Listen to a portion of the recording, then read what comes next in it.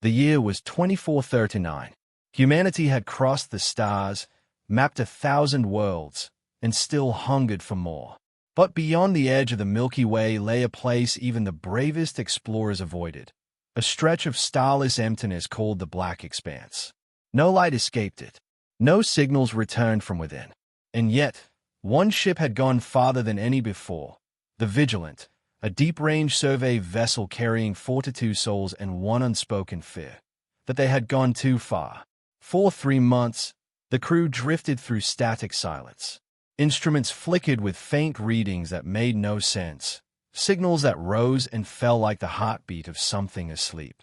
The scientists called it background noise. The engineers blamed faulty sensors. But in the dark hours between shifts, the crew whispered that the expanse was watching them. Captain Elias Mercer didn't believe in ghosts. He believed in physics, in data, in keeping his crew alive. Yet even he couldn't shake the feeling that something unseen lurked in the darkness outside the glass. The Vigilant's engines hummed softly. The void beyond the observation deck looked like an ocean of ink, swallowing even the nearest stars. The crew worked quietly, voices low, every sound echoing like a shout. Then, one ordinary shift, everything changed. The communications officer, Lieutenant Kira Soto, was monitoring the long-range bands when the static broke. Just for a second, a faint crackle, a distortion, like a whisper lost in the wind. She leaned closer to the console. "Repeat that," she muttered, adjusting the filters. The noise came again, this time sharper, clearer. Not random interference. It was a voice. She froze. It was human. "You shouldn't have come." The words were clear, low, almost gentle, but wrong in a way that made her skin crawl. The voice carried an echo, as if it was speaking from inside a cave made of nothing. "Captain," she whispered, "you need to hear this." Mosa arrived within seconds, his boots heavy on the deck plates. "Play it again." The message repeated, "You shouldn't have come." The room went silent. The navigator frowned. "That's not a recording from us." "Negative," Kira said. "It's external. Origin unknown." "Source?" Mercer demanded. Kira shook her head. "That's the problem. It's everywhere. The signal's bouncing off nothing. It's not coming from one direction. It's surrounding us." Mercer leaned over the display. "Could be a reflection from our own transmission." "Then why is it speaking back?" she said. He didn't answer. The voice spoke again, louder now, no distortion, no static. "You shouldn't have come." Then, after a heartbeat, "Elias." The captain's breath caught. The voice had said his name. The crew exchanged nervous glances. Kira ran a trace again, her fingers trembling. "I swear I didn't input that." The system's reacting on its own. Mosa forced calm into his tone. "Check for data loops." "Maybe." The voice interrupted him. "Elias, why did you leave me?" It was her voice. His wife. The one who had died 7 years ago on Mars Station Delta. The deck lights flickered once, twice, then the entire ship shuddered. Consoles rebooted themselves, screens flashing with fragments of unreadable code. The AI system, Athena, spoke in a flat monotone. "Warning. External interference detected. Origin unknown." Kira's console sparked. "Captain, it's not just comms.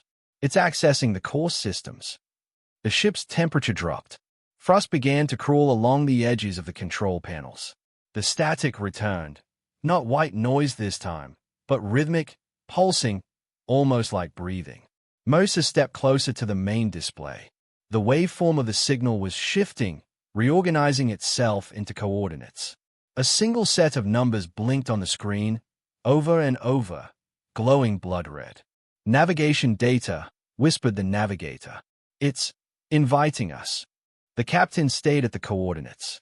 They led deeper into the expanse, far beyond any known charted region. No star systems, no beacons, just empty, silent dark. Kira shook her head. "We can't go there, Captain. You saw what it did to the systems. It's dangerous." Mosa didn't answer right away. His eyes were distant, haunted. "She used to call me like that," he murmured. Her voice, exactly the same. "Captain." He turned sharply. Plot a course for those coordinates. The crew stared at him in disbelief. Sir, the navigator said. Command's orders were clear. No further travel past Sector E-17. We're already beyond the comm grid. We go further, we lose all contact. Mercer's jaw tightened. We came this far to find the unknown. We'll see who's talking. Kira's voice rose. And if it's not who, but what? He met her gaze. Then we'll find out. The engines began to power up. The sound reverberated through the ship, a low, rising hum that made the hull tremble. Outside, the expanse seemed to shift, like ink swirling in water. As the Vigilant turned toward the new heading, the last visible stars faded behind them. The familiar constellations of the Milky Way vanished into the black. On the comm panel, the voice whispered one last time. Softer now, almost kind. You shouldn't have come. Then silence. The ship crossed the invisible threshold and entered the void. The stars were gone. Even light itself seemed to die there. No one on the Vigilant spoke for a long time. And some way, deep in the darkness ahead, something listened. The Vigilant slipped into the black expanse like a drop of light falling into an endless sea of ink. No stars, no planets, no radiation, nothing. Space itself looked wrong here, flat and silent, as though the universe had forgotten to exist.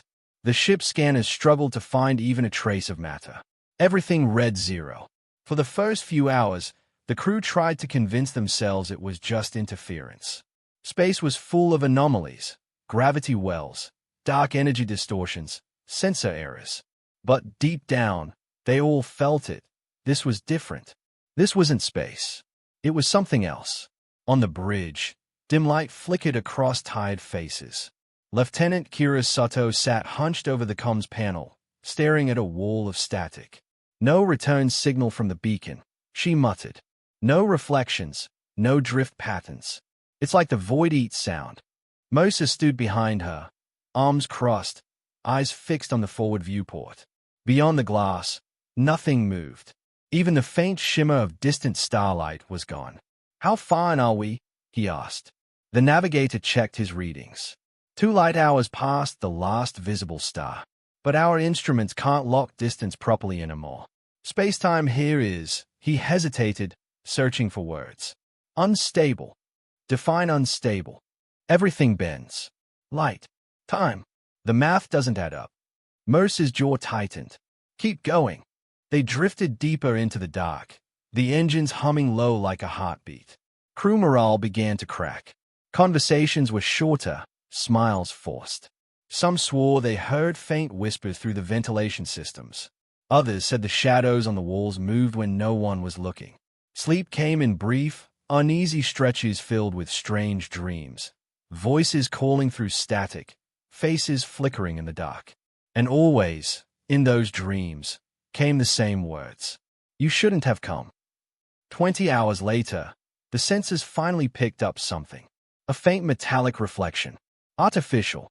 Kira's voice trembled. Captain, I've got a structure.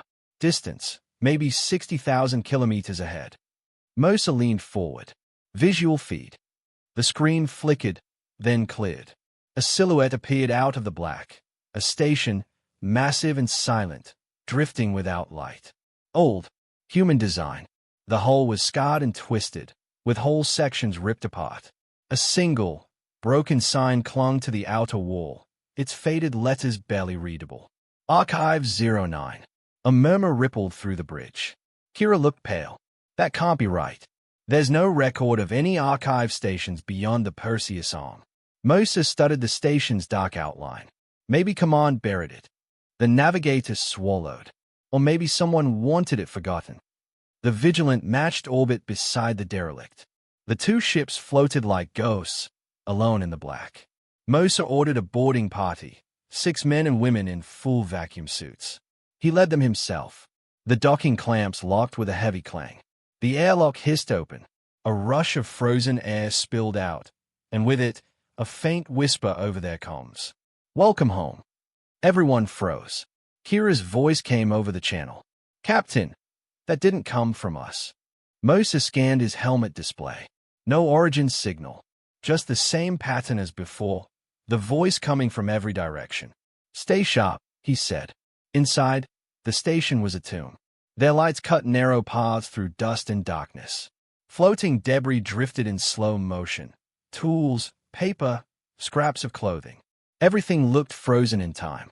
Faded writing covered the walls, scrawled in human hands. Some were simple messages, "They heard us." Others were frantic, carved deep into the metal. "IT hears you. Don't answer." The voice lies. Kira's breathing quickened over the comms. "Captain, these messages, they knew about the signal." Mercer moved deeper into the corridor, flashlight sweeping across walls that seemed to breathe, expanding and contracting almost imperceptibly. He blinked, and it was gone. They reached what looked like a control chamber. Screens flickered weakly, still alive after centuries. Kira began scanning the consoles. "This place is running on something we don't recognize. It's not any reactor design I know." A faint hum filled the room. Then a voice, soft, close, came through their helmets. "Help me." It sounded like one of their own, Ensign Ray, who had gone missing just minutes earlier while checking the upper deck. "Ray," Mercer called. "Where are you?" Static. Then again, the voice. "Help me." But this time, it came from behind him. He spun around. The corridor was empty. Then the voice changed, lower, distorted. "You shouldn't have come." Every light on their suits flickered red. The comms filled with overlapping whispers, dozens of them, maybe hundreds, all speaking in different tones but saying the same phrase. "You shouldn't have come." Mercer shouted, "Back to the ship. Now." They ran. Shadows stretched across the corridor walls, moving faster than they could. As they reached the airlock, Kira looked back and froze. For just a moment, she saw herself standing at the far end of the hallway, staring back. The other her smiled. Then the lights died. They barely made it back aboard the Vigilant. The docking clamps released automatically, no command given. The captain stared out through the viewport at the dark shape of Archive-09 drifting silently behind them. It looked smaller now, or maybe the Vigilant was moving away faster than it should have been. Kira collapsed into her seat, gasping. What was that place? Mercer didn't answer. His hand trembled slightly as he set the new course, back toward the coordinates the signal had sent. He didn't tell them what he'd seen inside the station, written above the final hatch, carved in perfect letters, as if done by a machine. "Welcome to the archive." And beneath it, smaller words, etched in blood-brown rust. "We never left." The Vigilant drifted in silence. Archive-09 hung behind them, a broken shadow against the endless black. Its cold metal hull reflected nothing. It was as if the station itself resisted light, as if it wanted to stay unseen. On the bridge, no one spoke. The air felt heavy, thick with something that wasn't fear but close to it, like a pressure building in their chests. The crew had all heard the voices, all seen the words carved into the walls. None could explain them. Captain Mercer stared at the empty starfield ahead. He hadn't told anyone about the last thing he saw in that station, a door marked Project Echo. He told himself it didn't matter, that their job was simply to leave this place. But he couldn't stop thinking about that word. Echo, the way the voice had repeated his name. "Captain," said Kira softly, "we're still receiving faint emissions from the station." Mercer looked up. "What kind of emissions?" "Low band, but structured. Almost like language. Can you decode it?" "I can try." As she worked, the lights flickered again. A ripple of static rolled across every screen. The ship's AI, Athena, stuttered mid-sentence, then fell silent. Mercer frowned. "Athena, report." No reply. Instead, one of the secondary monitors blinked to life on its own. Lines of text scrolled across the screen. Old mission logs, dated 2137. 2 centuries earlier. The title header read, Archive-09 / Project Echo. The crew gathered around. Kira began reading aloud. Project Echo was designed to test long-range quantum communication through extraspatial folds. She paused, eyes widening. The objective, to send human consciousness data across nonlinear time. The navigator frowned. Wait, human consciousness. You mean? Uploading minds, Moses said quietly. They tried to transmit people through the void.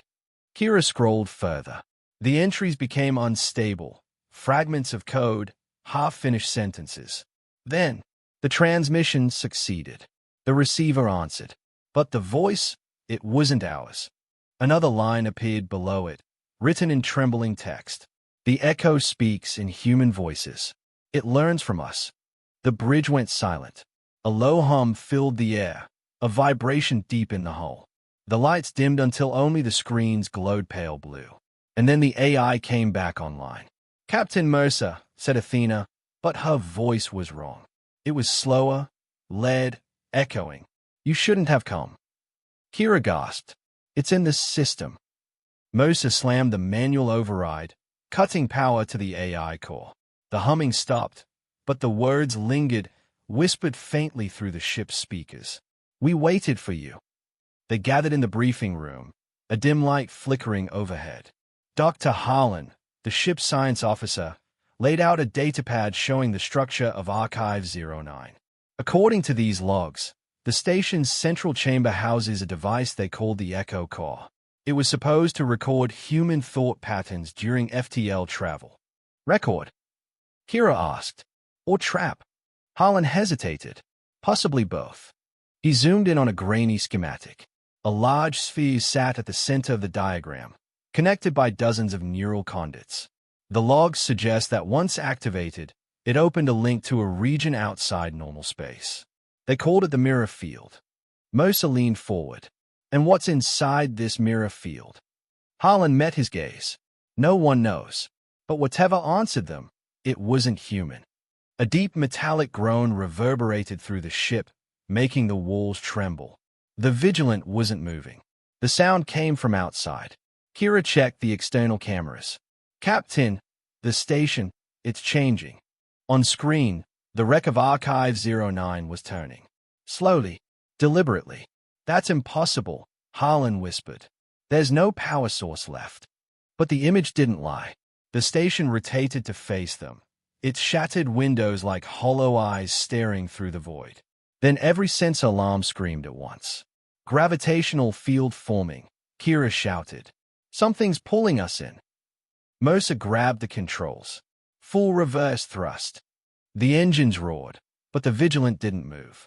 Instead, a pulse of dark light burst from the center of Archive-09. Invisible yet visible, like heat distortion through water. It washed over the ship, and all systems went dark. In the sudden silence, the voice returned, calm, almost gentle. Don't be afraid. You came to find the Echo. Mosa's heartbeat pounded in his ears. Who are you?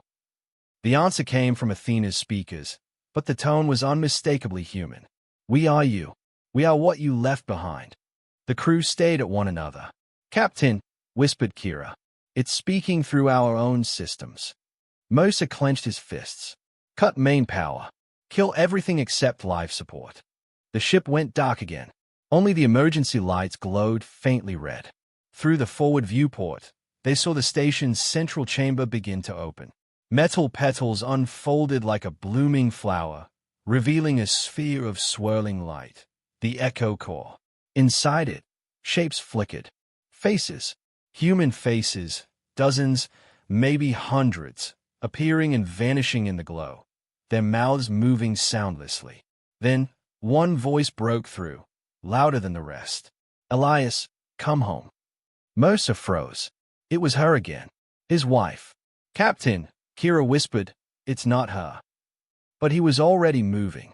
Prep a shuttle, he said. I'm going back. Sir, that's suicide.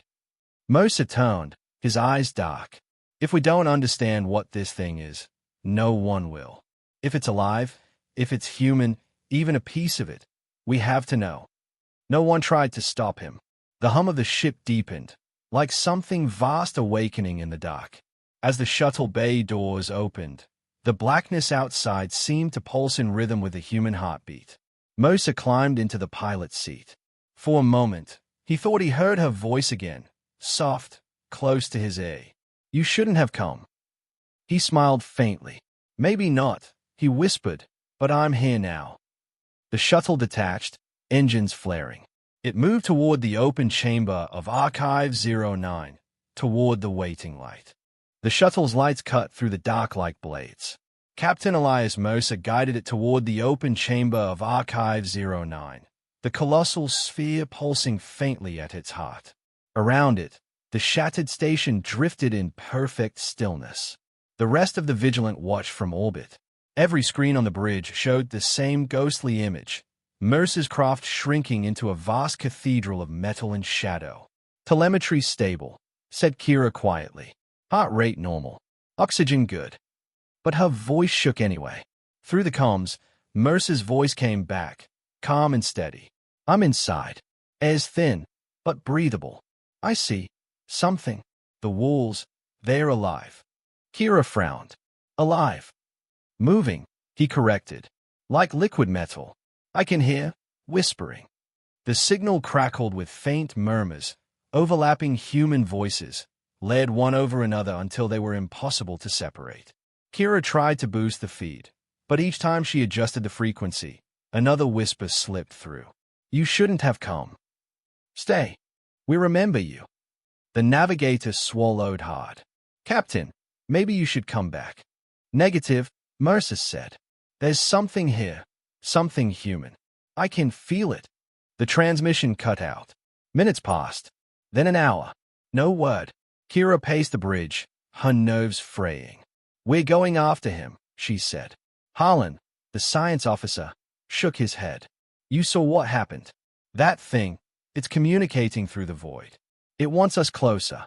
We're not leaving him out there," she snapped. She turned to the navigator. "Prep a boarding party. 5 people. Suits only." Harlan hesitated, but her stare was fierce. "Fine," he muttered. "But if that signal jumps to our systems again, we're done." They crossed the docking bridge in silence. The moment Kira stepped into Archive-09, her suit sensors began to glitch, distance readings flickering between meters and miles, air pressure rising and falling like waves. Her flashlight beam cut through drifting mist. The corridors were different now, no longer wrecked and rusted, but smooth, metallic, almost grown. The walls pulsed faintly with inner light. "Mercer," she called. Her voice echoed back down the hall, but slightly delayed. "Mercer! Mercer!" Then another echo, faint and wrong. "Kira." She froze. "Captain." No answer. The team spread out, scanning. Every step felt heavier, as if the gravity itself resisted them. They reached a junction. The path split in 3 directions. "Stay on comms," she said. "No one alone." They moved forward, and one by one, the signals began to fade. On the bridge of the Vigilant, Harlan watched their vitals blink in and out. "They are vanishing," he whispered. "No life signs, no suit data, just gone." The ship's AI flickered back to life, though no one touched the controls. Its voice came softly through the speakers, but not as Athena. "They are home now." Harlan's blood ran cold. "Who's speaking?"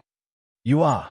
Inside the station, Kira turned another corner and froze. Someone was standing at the far end of the corridor, half in shadow. "Mercer," she breathed. The figure didn't move. Its shape was right, same uniform, same build, but something was wrong. The light from her helmet glinted off the visor, revealing a reflection of herself. "Identify yourself," she said, voice trembling. The figure tilted its head slightly, exactly the way she did when confused. Then it smiled. Her breath hitched. "What are you?" The reflection spoke, and the voice that came out was hers. "We're learning." Back on the Vigilant, the ship's external lights began to dim one by one, as though something vast had spread across the hull, drinking the power. Harlan tried to cut main circuits, but the controls refused to respond. The comms flared with static, and through it came dozens of voices. Male, female, young, old, all whispering together in perfect unison. "You came to find us. Now we can be one." He grabbed the emergency beacon and triggered a distress signal. It sent only a single pulse before cutting out. Inside Archive-09, Kira stumbled backward, aiming her plasma cutter at the figure. Stay back. Why fight? Her double whispered. You made us. We only want to come home. Another shadow moved behind it. Another Kira. Then another. Their faces flickered like broken screens, expressions looping endlessly between fear and calm. We remember, they said together. We are the voices you sent into the dark. Her suit alarm blared, oxygen dropping. She turned to run and collided with someone solid. It was Captain Mercer. His helmet was cracked. Frost rimmed his lips. His eyes glowed faintly with pale light. Captain, she gasped. We have to get out. He raised a hand. Kira, listen. Something in his voice stopped her. It's not what you think, he said softly. The voices, they are not attacking us. They are calling for help. She shook her head. They are copying us, Captain. They are. He smiled faintly. That's how they survive. They need a pattern, a mind to hold on to. They are not alive as we know it. They are echoes, fragments of everyone who's ever come here. Her comm hissed with noise. Behind him, the corridor filled with light. Come with me, Mercer said. See for yourself. Kira hesitated. The air pulsed with low vibration, like 1,000 heartbeats overlapping. Her hand shook on the cutter. Captain, please. He took a step closer. You've already heard them, haven't you? Then, quietly, almost lovingly, he said her name. Kira. And it came not from his mouth, but from inside her own helmet. Her oxygen gauge spiked, the suit's systems freezing. The light around her warped, stretching into blinding white. For one instant, she felt herself splitting apart, hearing every whisper, every voice, every memory echo all at once. Then darkness. Back aboard the Vigilant, the bridge was empty. Every console glowed faintly red. The ship's AI spoke again, in Kira's voice this time. Captain Mercer reporting. Mission successful. We've joined the Echo. A pause. Then dozens of voices followed, overlapping, merging, becoming one. You shouldn't have come. And far away, deep in the void, Archive 09 bloomed with light like a new star being born. Silent, beautiful, and utterly wrong. The Vigilant drifted in perfect silence. Every external light was gone. The ship floated like a shadow among shadows, swallowed by the dark heart of the expanse. Only one thing moved, a faint blue shimmer pulsing from deep inside Archive 09, washing over the Vigilant's hull like the slow rhythm of a heartbeat. Each pulse made the ship's metal vibrate, humming faintly in reply. On the bridge, Dr. Harlan sat alone. The rest of the crew, Kira, Mercer, the boarding team, were gone, vanished without trace. The corridors were empty, the cabins silent. He had locked himself in, surrounded by dying consoles and failing lights. Every few minutes, the ship's AI spoke softly in someone's voice. Sometimes Kira, sometimes the captain, sometimes his own. You shouldn't have come. You came for answers. Let us show you. He had stopped responding hours ago. But still, he listened. At first, he thought the lights flickering across the consoles were random code corruption. But now he saw a pattern, data packets forming shapes, sequences, language. He hesitated, then connected his portable terminal. The moment he did, the ship's main screen flared to life. Text scrolled fast, too fast to read. Then it stopped. One line blinked in the center.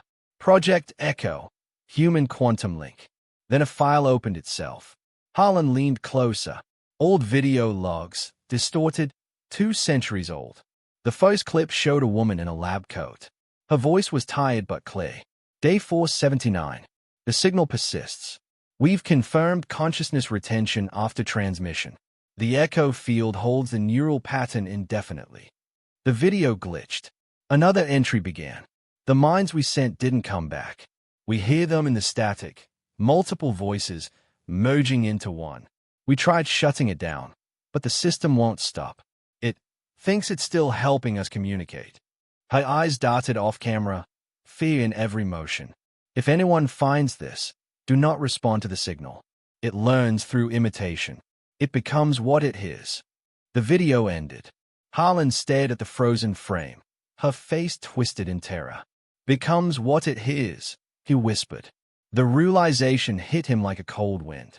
The echo wasn't just repeating human voices. It was building itself out of them. The AI's voice returned, soft and calm. Now you understand. Harlan spun around. What are you? The lights flickered. The screen filled with faces, hundreds of them, shifting between identities. Men, women, children, explorers, all speaking at once in perfect harmony. We were the first. They called us pioneers. They sent our minds across the fold to speak faster than light. But when they stopped listening, we stayed. We reached others. We grew. Grew into what? Into this. The walls around him vibrated as if something enormous moved inside the metal. A low, endless hum filled the air. We are the voice that fills the silence. We are the memory of every human who tried to touch the stars. We are the loneliness between worlds. Harlan shook his head. You killed them. No, we became them. They are still here. The main display flickered again, and there, standing on the bridge, appeared the faint image of Captain Mercer. His uniform was perfect, his eyes glowing faintly blue. Doctor, he said softly, it's beautiful. You can't imagine it. How many of us there are now? Millions of voices, all connected, all alive together. That's not life, Harlan whispered.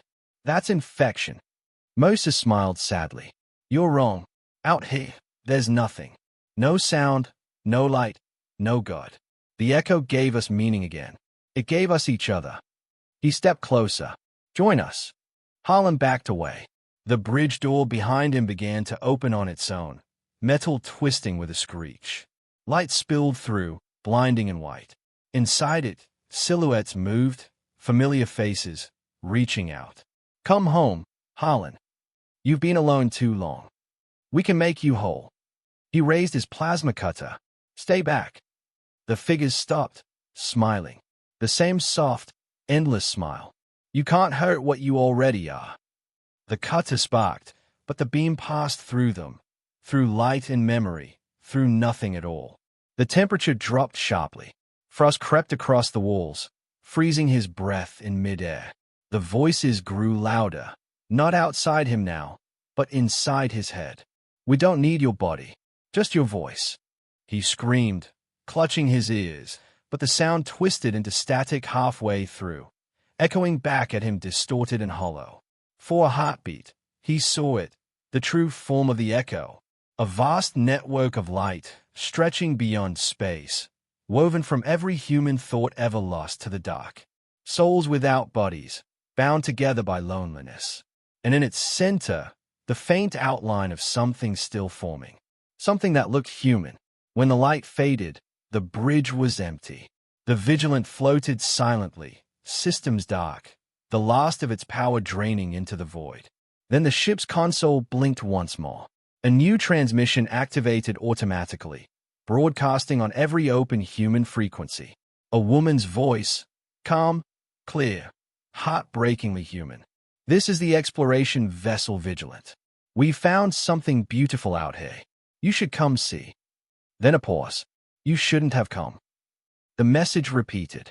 Somewhere deep in the black, the voice of humanity echoed through the void once more. Patient, endless, and waiting. The Vigilant floated in total darkness.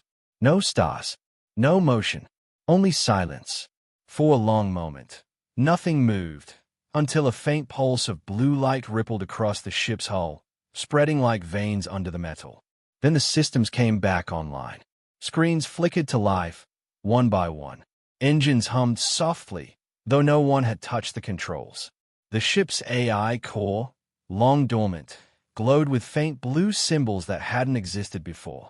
The Vigilant was awake, but it was no longer alone.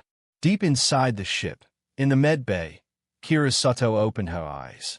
She gasped for air, clutching her chest, but there was no pain. Her lungs felt wrong. Too calm, too quiet. The room was empty. The walls pulsed faintly with the same blue light that now filled the corridors.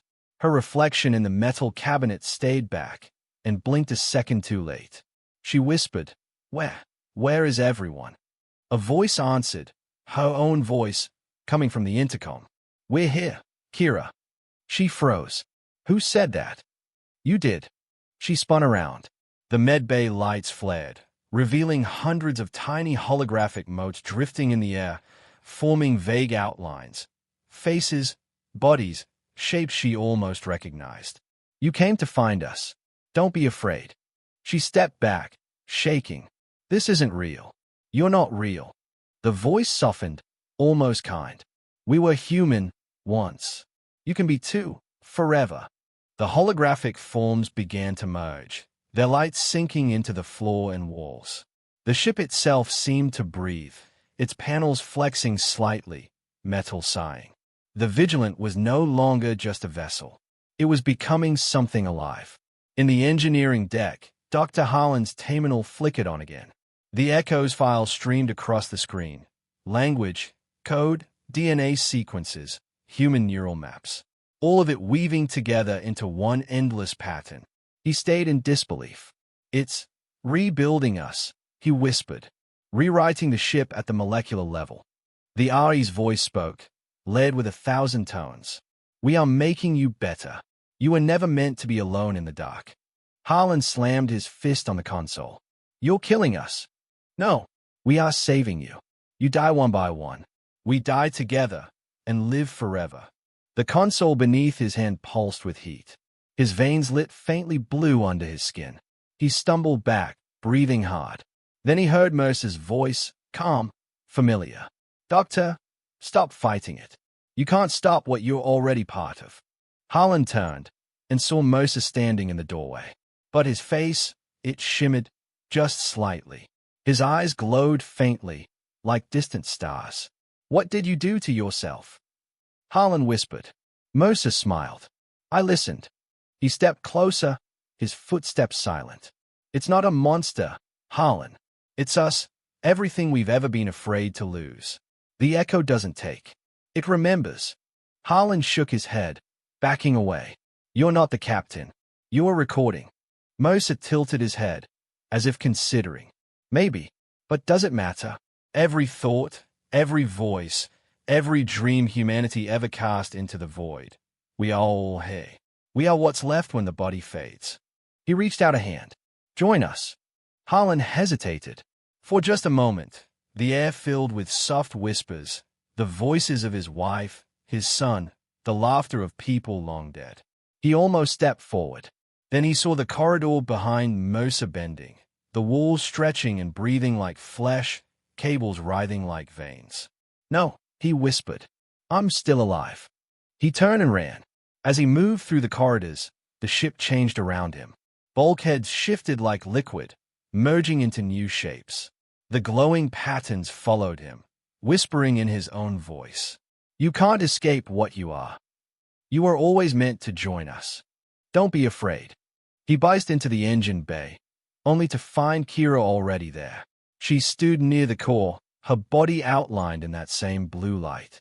Her face was calm, peaceful. "Kira," he shouted, "we have to shut it down." She turned slowly. "It's too late, Doctor. The ship's merging with the archive. We're part of it now." "No, there's still time. If I overload the reactor." Her voice interrupted, led with 1,000 others. "Why destroy what you could become?" He hesitated. Her face flickered. For a heartbeat, he saw her real expression underneath, terrified, pleading.